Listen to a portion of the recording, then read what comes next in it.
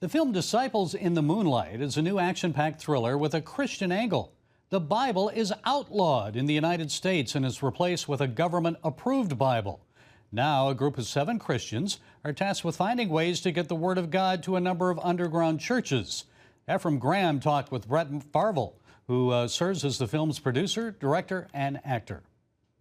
My wife started collecting old Bibles. I didn't get it at first, and then the government-edited versions came. It's like she knew it was coming. Have you seen what's happening out there? They are chasing down every hint of the original Bible. So you're not going to help him? It's just gonna end badly. You are the lead actor, director, producer of this film. What happened to make you take on this project? This was a project that came to me over 10 years ago by a friend of mine named Josh Rakowski. He said that he had this vision of people running through cornfields in Indiana, being chased by people with guns, and they were carrying the Bible. People need the Bible, and I'm going to get it to them. If not us, then who? And it was just that seed of a question that just completely captivated my attention and my heart, and really brought me to my knees in conviction, because I started to ask myself the question, what would I do if the Bible was illegal? And all of a sudden, my faith began to grow, my boldness for the gospel began to grow, and it was something I wanted to share with the world. Guys, this job is unlike anything we've ever done before. There are 7 underground churches spread throughout Ohio, Kentucky, and Illinois. Each church has designated one of its members to come out of hiding. Our job is to deliver a single copy of the scriptures to them. Would you consider this an action thriller? Yeah, so this is an action-packed suspense thriller is what we've called it. Maybe we should rethink this whole thing. We wanted to create this, kind of a 2-hour edge-of-your-seat type experience, so that they could come into contact with how seriously do they hold their faith. Honey, is this even possible? It's a risk we have to take. You're gonna need a really good team to pull this off.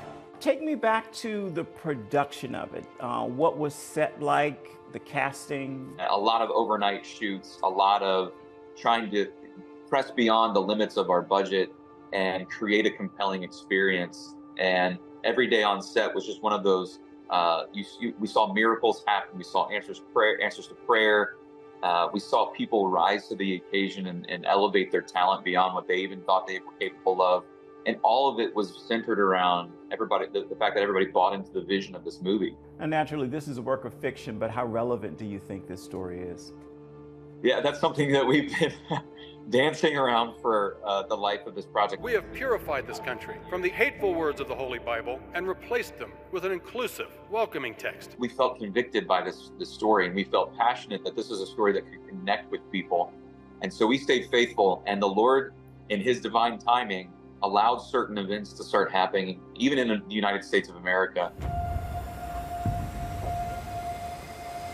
Here we go. We never even in our wildest imagination could have dreamt that was going to happen so quickly. But the Lord knew, once this idea was firmly planted in our hearts and our minds, that these types of things were going to come about in the time span of this project. And then it was just upon us to be faithful to shepherd this project and to get it out for such a time as this. What's your prayer for the project now that it is being released?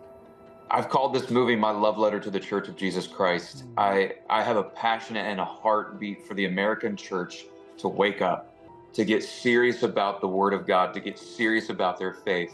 No one does what we do. I didn't think it was going to be like this. What'd you think it was going to be like? Not this. And I desired that for people's lives to be changed. And so my ultimate desire is that lives would be changed, but that also that people would get serious about the Word of God and maybe even open it and read it for the first time. I believe in you. I believe in this mission. But what if you don't come back?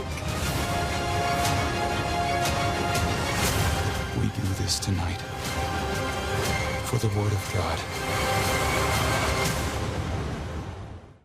And you can see Disciples in the Moonlight. It's in theaters now. And be sure to join us tonight for a special edition of Studio 5. Ephraim Graham has a one-on-one conversation with recording artist Pastor Mike Jr.